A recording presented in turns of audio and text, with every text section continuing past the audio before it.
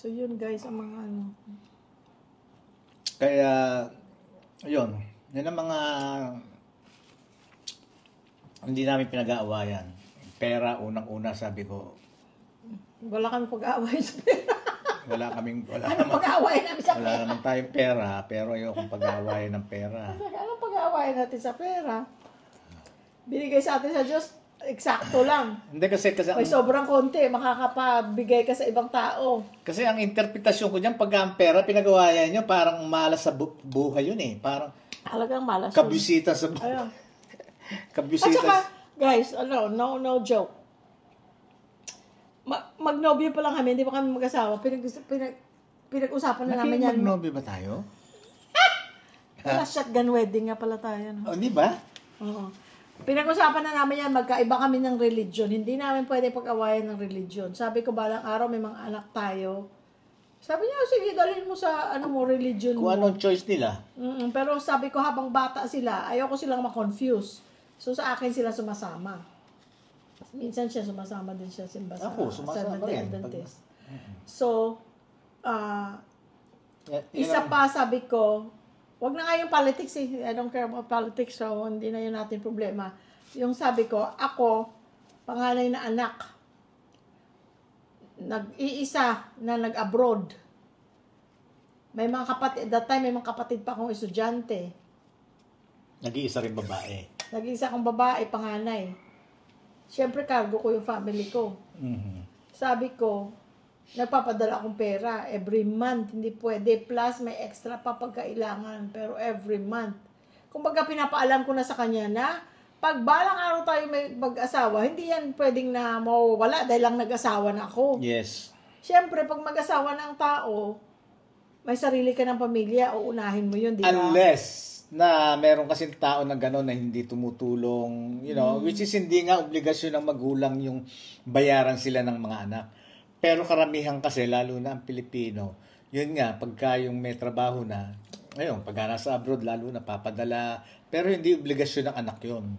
Gaya nung sinasabi namin sa mga parents, anak namin. we should not expect. Don't expect. But if they will, that's a big bonus. Yun. Kaya nga, bata pa rin mga anak ko, pinapakita ko yan. Teka Siguro, muna, bakit anak mo ako? anak namin. Kaya, bata pa lang yung mga bata, maliliit pa lang sila, bata pa lang sila, inano ko na yan sa pag-iisip nila na normal na nagbibigay sa parents. Kaya siguro sila ganun, kasi nakikita nila kami na nagbibigay sa nanay at tatay ko.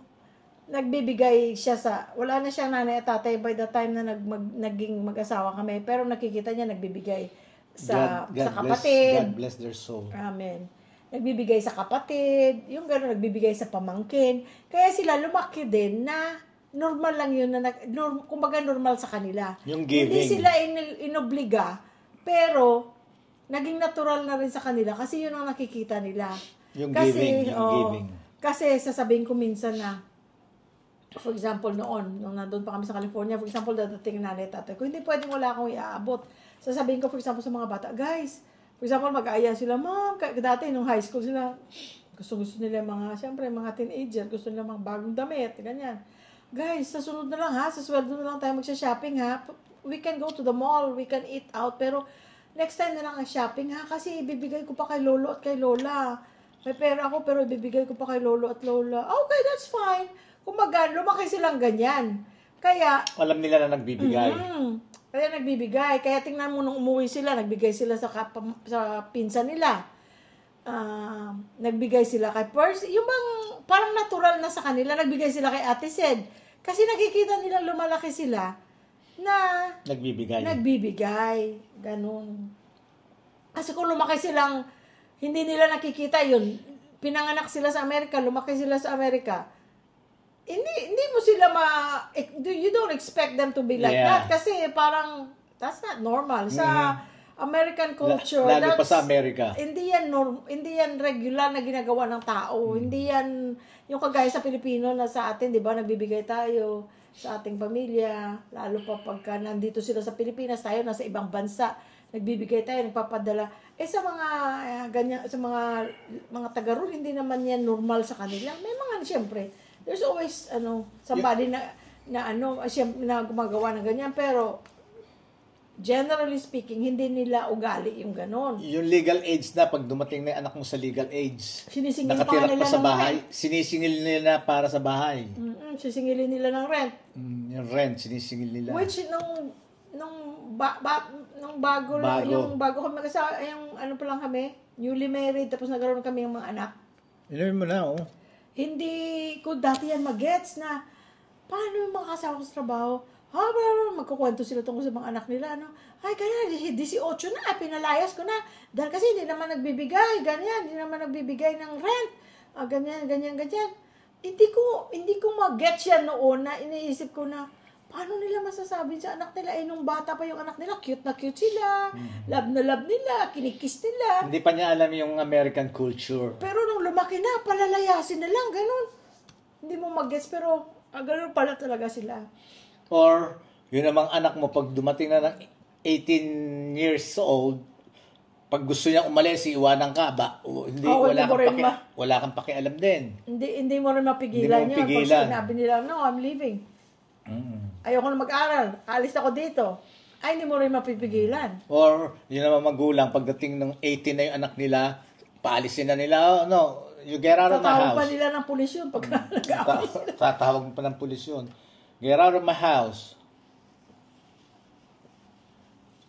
Hindi ka nagtira? Ay, gusto pala niya. Talaga lang, ang arte. Sinabi pa niya, ubusin mo na to. Oh. Hindi, kasi kumain akong baboy, ayoko uminom ng umiinom ka pa. Thank you. Di ba? Thank Bigyan you. mo akong 5 dyan. Lahat siya ng kamay. Oh my God! Ang kamay mo! Ew! Naghuhugas nga ako eh. Hindi maghugas ka ulit. Bawo. Ganon. Tapos, yun din mga bata, nung pinaintindi namin sa kanila na, you don't have to pay us. You don't have to give us money in return. Basta kami, ginawa namin yung obligasyon namin sa inyo. I think, depende nga, kasi nga mga bata doon pinanganak, naging western, na sila, westernized na sila kasi doon sila pinanganak, doon sila lumaki. Kasi ganun ang ko sa kanila, di ba? Lahat ng sinasabi natin sa kanila na, you do your best, ganyan, na eventually you will be financially independent. Don't worry about me and dad. Ang balak namin ganito, ganyan. If you have, whenever you are blessed and you have extra, you want to give, don't worry about me. Lagi kong sinasabi, alagaan niyo ang tatay niyo. Ang tatay niyo is not young anymore. Yun lagi sinasabi ko sa kanila, make your dad happy. Mga konting bagay lang, happy, mababaw din ang kaligayahan niyan. Yun lagi sinasabi ko.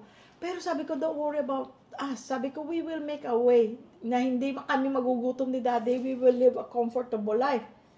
Pero nitong recently, nung nandito dalawa kong pamangkin, si Shannon at si BJ, anak ni Bon, di ba pareho na silang nurse, nakapasa na sila parehas ng board exam sa Pilipinas, nakapasa na sila ng NCLEX, yung board exam ng Amerika, lisensyado na sila sa Amerika. They're just in the process of doing their paperworks. Excuse me.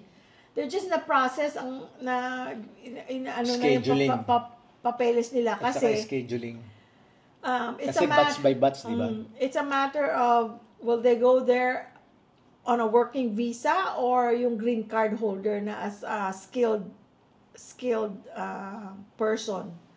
Kasi skilled nursing skilled. So, depende sa visa na papunta doon. So, but they're already US licensed. So, ibig sabihin, pero putulin kita. Pero ngayon daw, may bagong si Trump about nurses. Hindi. Iba naman yun. It's more on, na hindi considered professional. It's from the Department of Education na para na hindi sila, it's a whole another story. Para Mali lang ang nila. Dapat hindi nila tinawag na ganun na hindi part ng professional. Kasi ang lang naman nila sa student loan na dati ang nursing student can loan up to $200,000. Ngayon binabaan nila ng $100,000. ang pwede na lang sa 200,000 and above, doctors, lawyers, Yun daw ang architects. inalis na sa category ang nurses as professional. Oh, which wrong term ang ginamit. Dapat hindi ganon. It's just all about the loan. Then loan, huwag yung hindi professional. Sa dami-dami mong taon na mag-aral ka, you're taking care of lives. Hindi papel na pwede mong i-erase, pwede mong, ay, mali ang tinype ko, I can redo it again. You're dealing with lives. That's a profession. Those are professionals. But anyway, we're not talking about that. Pero alam nyo, ang magbe-benefits doon, Philippines. Kasi daw Dahil sabi, kasi, in-stop na nga yun para makapag-loan sa mga nurses. Dati, 200,000, pwede sila mag-loan. ngayon, 200,000 ngayon, na lang. 100 na. Di kulang pa yun. Kanya marami nang hindi magte-take ngayon ng nursing sa atin. Sa Amerika. Ngayon, paano ngayon ang nurses nila? Di makikinabang Philippines. Kasi maraming nurses ang Pilipinas. Sabi nila, naku, affected na naman ang Pilipinas. Ganito raw sa Amerika. Hindi nila alam, magbe-benefits ng Philippines. Ito. Kasi, right now, ang Amerika kulang sa nurses. The more pa na makukulangan in the next 5 years, mas kukulangin ang Amerika ng nurses dahil kasi ang projected nila is bababa ang nursing students. Yes. Dahil kasi nga sa sobrang mahal mag-aral doon. Tapos maliit pa ngayon ang maloloan. Oo, yung student loan binabaan pa. So wala nang masyadong mag-aaral ng nursing dahil kasi yun ang nila, ang iniisip nila. So kung mangyayari yan, ang magbe-benefit sa Pilipino. Sa kukuha ng nurse. Kasi diba dito sa Pilipinas? Dami-daming nurse sa Pilipinas. Dalawa kong pamangkin, ready na, may US license na. Pero ang point ko kanina, balikan natin yung sinasabi ko na ang mga bata, ang mga anak natin, hindi natin inobliga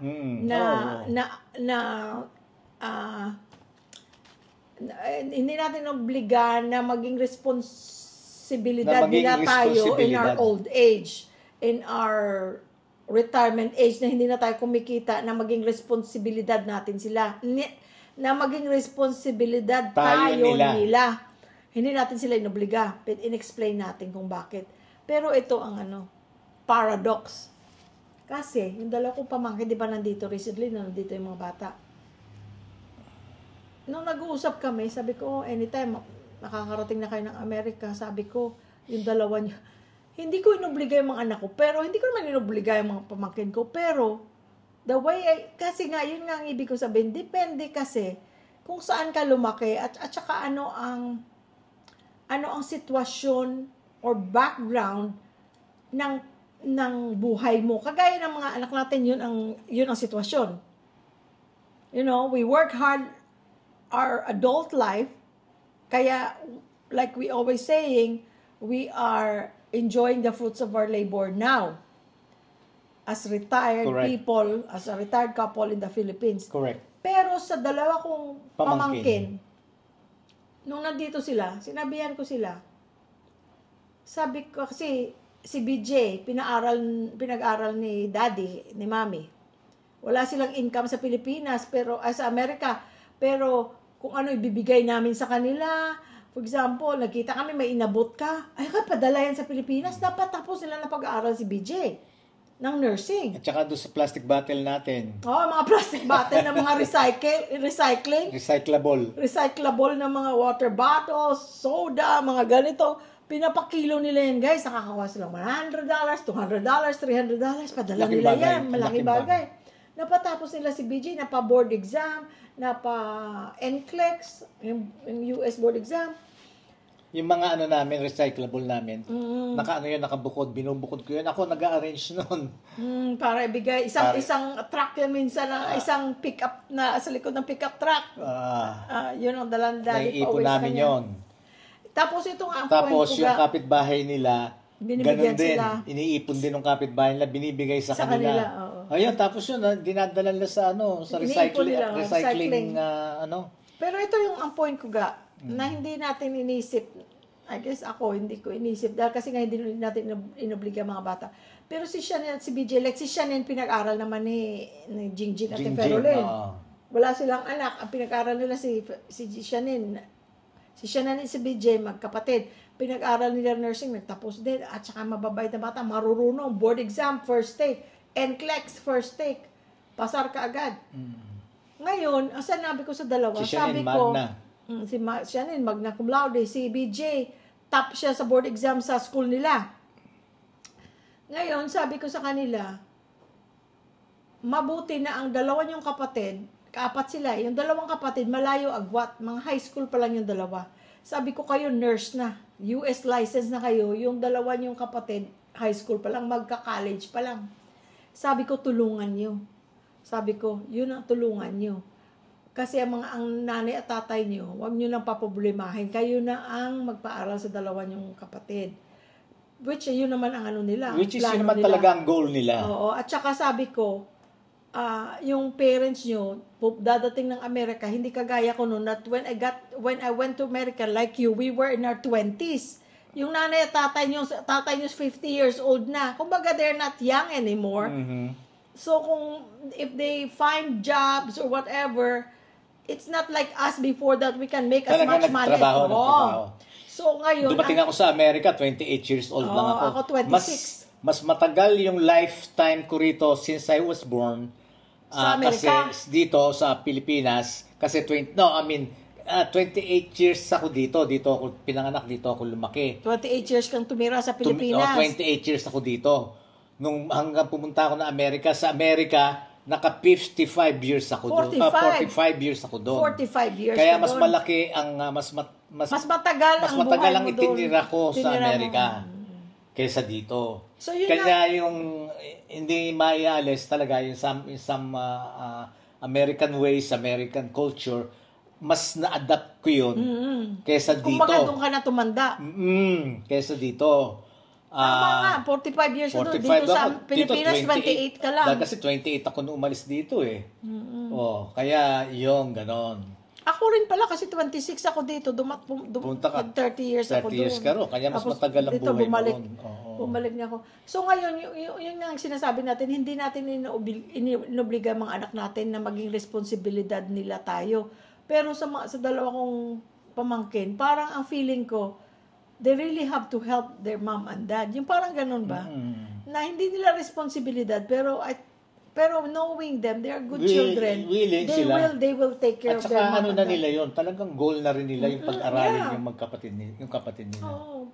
Pero yun nga parang paradox na tayo hindi natin obliga, pero sila parang we hope and we think and we expect na gagawin nila. Depende kasi sa sitwasyon eh. Hindi mo pwedeng... Tsaka kung yung culture nga na kinalakihan mo eh. Kagaya nun lang mga dito sa Pilipinas na nag-aaral. Dito, inuobliga minsan ng magulang. O kahit na hindi obligahin, parang expected na yun na tulungan mo magulang mo. Tulungan mo magulang mo. Doon kasi, ang na-adapt, lalo na ako, na-adapt na rin namin. Kung nga yung ano. American culture, yung ganon. Kanya yun naman ang sinabi namin sa anak namin, na hindi nyo obligasyon na yung tulungan kami. Or bayaran kami. Bayaran. Pero naintindihan nila. Kanya yun, hindi rin sila yung nagpapawala pag padala ng pera, padadalang kami ng pera noon. Kanya nga nakaka-travel kami. Yung huling travel namin, At saka yung last nilang padala, yun nga yung ginasta na, di ba kumakain kami sa labas? Araw-araw kami nasa labas kumakain. Nililista pala ng Angel. Nililista, tapos binayaran ako kasi di ba ako nagbabayad kasi wala naman silang peso. Pero pag nag-shopping sila, card nila ginagamit. Pero pag sa restaurant, card namin ginagamit. Wala silang peso. Nililista. Kaya pala siya nagtatanong, how much is this, ma'am? Ako naman, proud naman ako na sa, 3,000 something lang to. How much is that? Sabi ko, mga $60. That's it? $60?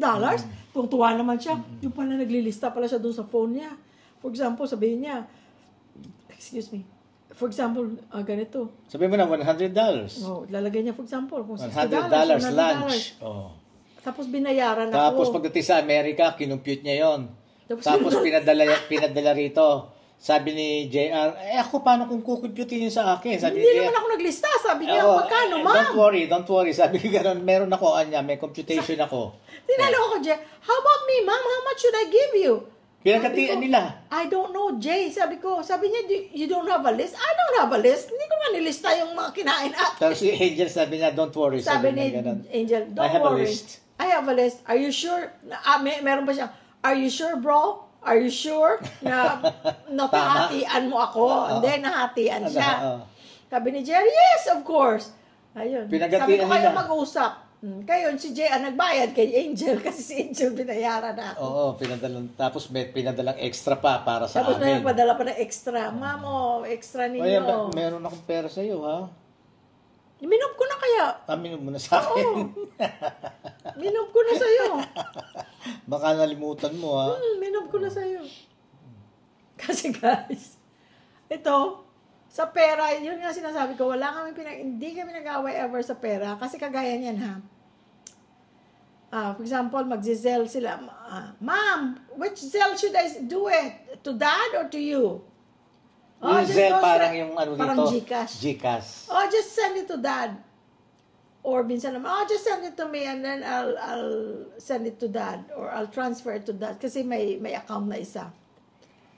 Buksan mo to. Di ba yung yung... Face recognition sa iPhone. Basta siya, gaganon rin na siya. Kaya pwede mong nakawan dahil kasi gaganon din naman ang mata niya sa cellphone. Mabubuksan yung bank app niya. Minom ko na doon Kasi pagka sa pera yan, never niya akong magkana. Never yan.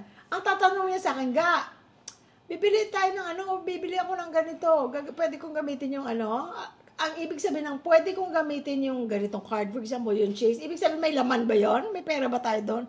Kasi hindi siya nagkukwenta kung may pera kami. Yung mga hindi niya kinukwenta na, magkano ginastos mo? O lumabas ka, ano pang binili mo? Bakit na may kulang? Wala.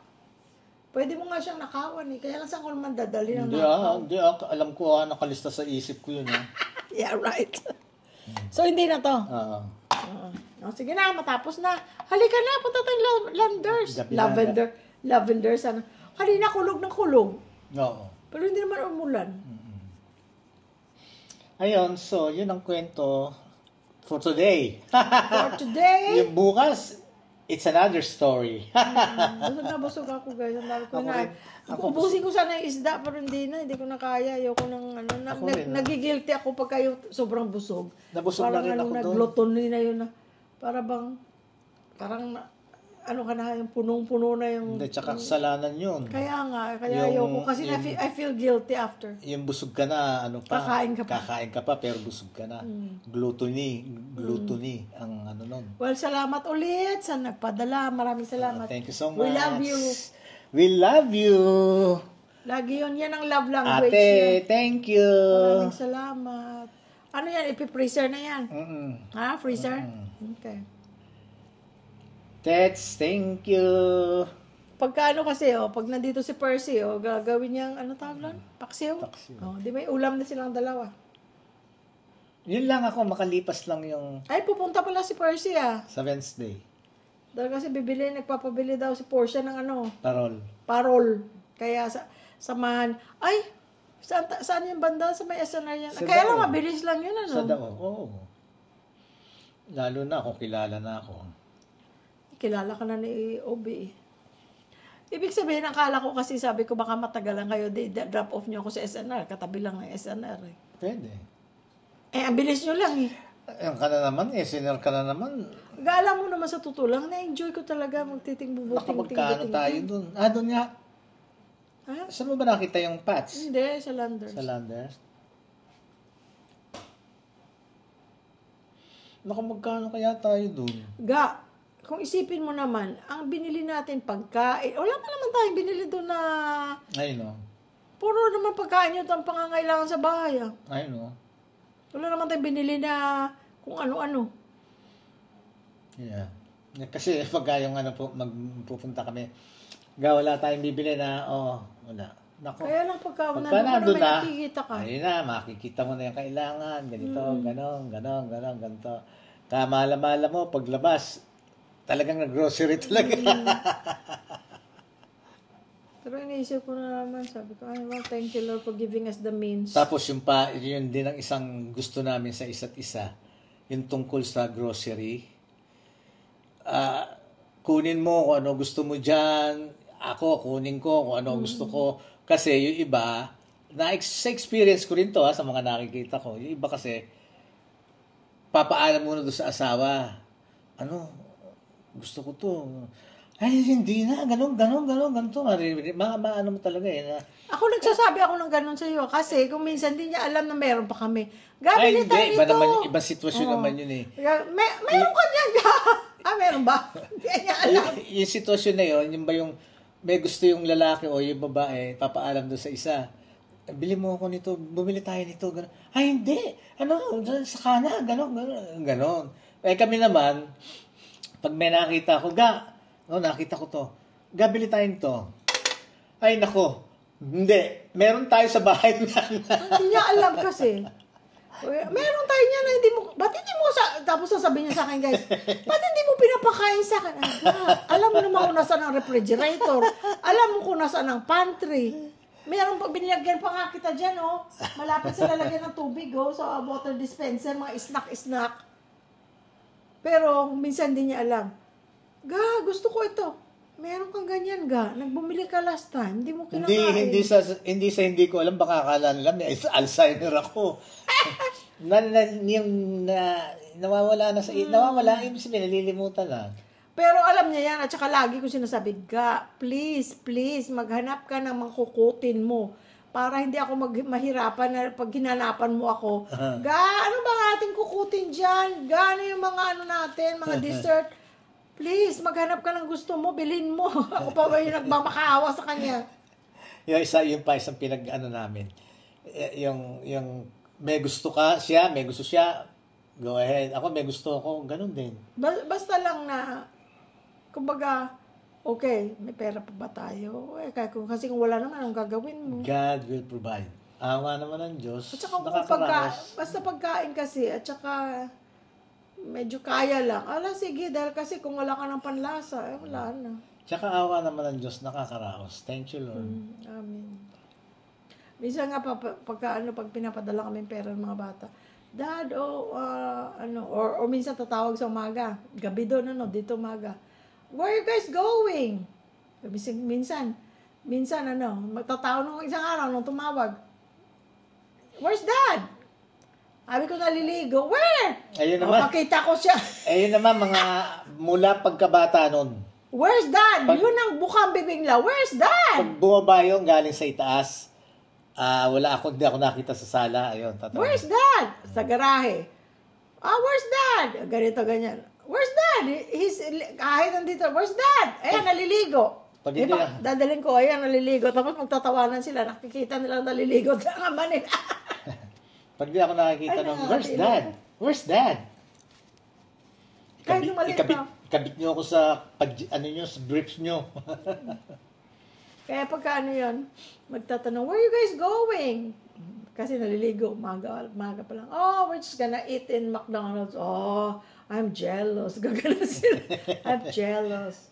Tapos minsan niya pag magpapadala,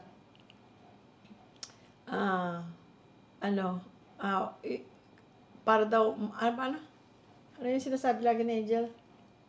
Na? To help with para bang kumbaga sa araw-araw niyong buhay, something extra, yung gano'n, parang something extra. So generous. Nung minsan, isang araw naman, sabi ni JR, ano ba yung sinabi ni JR? Hindi, sabi niya, Ma'am, kasi lagi, which is good, laging chinecheck nila kung, is your Zelle still working? Kasi mamaya, nagpadala, hindi naman, wala ng Zelle or whatever. Guys, JR, nung nag-change ng phone, iba na pala ang Zelle number niya. Tapos sabi niya, because I'm gonna send Dad something. I'm gonna send him some amount. Sabi ko. Pero, lagi ko yung sinasabi nila, mula pa bata sila, always take care of your dad. Always take care. Ako, sabi ko, kahit na hindi niyo na ako isipin, kasi, if you want me to be happy, ang hinihingi ko sa kanya, always take care of your dad. Thank you. Thank you. No, lagi ko sinasabi yun. Mula pa nung tanongin mo sila. Baka mayroon kong mantika. Thank you. Lagi ko sinasabi yun, just take care of your dad. Kahit nung nandun pa kami, sabi ko, di ba, lagi. Tama yung muscle na yan, malakas pa yan, ha? I know. Hmm. Sinasabi ko lagi, pag nasa Pilipinas na kami guys, sabi ko ganun. From time to time, tawagan nyo kami, especially your dad, sabi ko ganun. Lagi nyong anuhin, dahil kasi sabi ko, your dad is not young anymore. Lagi nyong ipadama sa kanya Na matanda na. that you, Na matanda na that you ako. care for him, sabi ko ganun. Kaya sila, puro lang yan, dad. Hindi, miski na noon pa. Bata pa sila. Bata pa rin ako noon. Pag bumaba yun, hindi ako nakita sa baba. O kung saan man pumunta nasa at likod, wala ako. nasa gilid ng bahay, may kinukot-kot sa likod bahay, sa garahe. Where's dad? Where's dad? Ano, nag-change all. O, pumunta sa garahe, sisilipin sa ilalim ng kotse, dad! Pag hindi ako nakita pag wala ako sa paningin nila. Ayan. Kaya na magsundo sa school noon. Aha. Pag off ako, kasi sasabihin ko sa kanya pag off ako na susundo sa mga bata ka. Kasi pupunta ako ng Target, dadaling ko sila sa Target na lang. Lalo pa pag Biyernes, wala nang pasok the next day, walang homework. Pagbukas ang pinto ng kotse, where's dad? Ando na mukha ko, where's dad? Ay nako, sige guys, hanggang magbabay na tayo. Yes. maraming salamat po, Na-allergy Panginoon. ako. Nagtitikaya ako ng Loratadine everyday. Tapos pag grabe, Benadryl. Pasalamat tayo sa Panginoon at Thank you, Lord. palagi niyo po kaming ang binagabayan. At ayun din po at maraming salamat sa mga pagkakataong ipinagkakaloob niyo sa amin upang magkasama-sama kami palagi. Kaya pinagpapasalamat po namin lahat ang inyong kabutihan at ang inyong mapagpalang kamay, mga blessings na inyong ipinagkakaloob sa amin. Thank you, Lord. At syempre sa inyong man lahat, basta't sinasabi namin na yun, yung hindi pa nakasubscribe, please do subscribe. Kasi libre lang naman. Libre naman. Oo. Tapos Paki-like. Paki-like din. At share. At share din. At hype. At hype. Alam niyo ba yung hype? Basta pindutin nyo lang yung hype. Pindutin The more nyo. hype, the more points for us na ipapakita tayo ng YouTube sa ibang mga hindi pa nakakapanood sa atin. Ngayon, yung ibang Tsaka nanonood. libre din yun. At saka yung ibang nanonood din sa inyo, nanonood lang pero hindi naman nakasubscribe. Huwag nyo sayangin yung panonood nyo para magkaroon ng tulong para sa amin. Halimbawa nyo, hindi nyo alam yung pagsusubscribe, ipaturo nyo sa mga junakis nyo, mga pamangkin nyo. Paano ba to? Gusto ko i-subscribe daw to si Louie Boy, oh. Paano ba ang pag ano? Ayan yan, ganito yan, grandma. Or auntie, or ma'am, oh. Ganito yan, oh. Oh, I'll make an account for you. Oh, ayan, oh.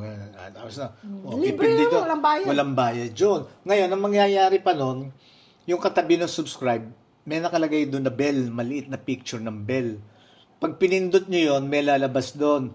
May choices doon na all nakalagay ron. Pipindutin nyo lang doon yung all. Meaning, para ma-notify kayo. Notification yon.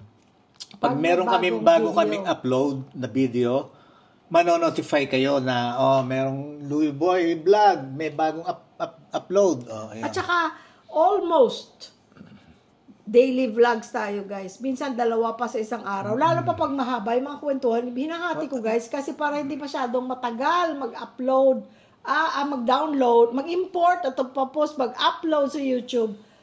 Import from iMovie, upload sa YouTube, matagal kung masyadong mahaba, kaya hinahati ko. At saka hindi rin, para hindi kayo mainip. Baka mamaya mainip kayo, puro, syempre, Daldal ko lang. Sobra ng kadaldalan ni Jerlyn. Yun, kaya ganon.